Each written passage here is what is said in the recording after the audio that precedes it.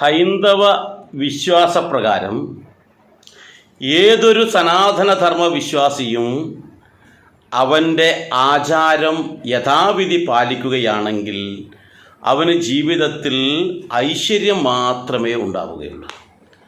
അപ്പോൾ പലരും ചിന്തിക്കുക എന്താണ് ഈ ആചാരം എന്നുള്ളത്. ആചാരത്തെക്കുറിച്ച് വിവരിക്കുകയാണെങ്കിൽ എത്രയോ പറഞ്ഞാലും തീരാത്ത അത്രത്തോളമുണ്ട്. എന്നാലും ഒറ്റ നോട്ടത്തിൽ പറയുകയാണെങ്കിൽ അതിരാവിലെ ഉണരുക എന്നുള്ളതാണ് ഏറ്റവും പ്രധാനം. അതിനെക്കുറിച്ച് കൂടുതൽ ഞാൻ വിവരിക്കുന്നില്ല.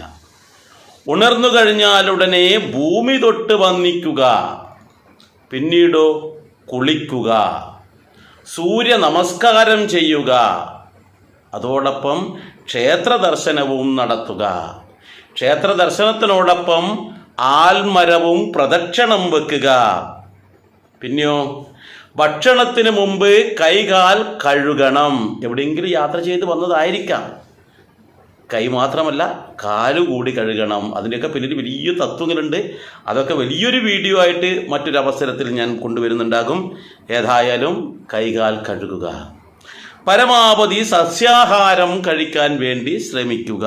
കാരണം ദഹന പ്രക്രിയയുടെ ഒരു ഭാഗമായിട്ടാണത്. വ്രതം അനുഷ്ഠിക്കുക.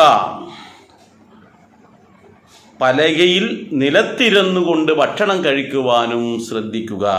വടക്കോട്ട് തലവെച്ച് കിടക്കുന്നത് ഒഴിവാക്കുക.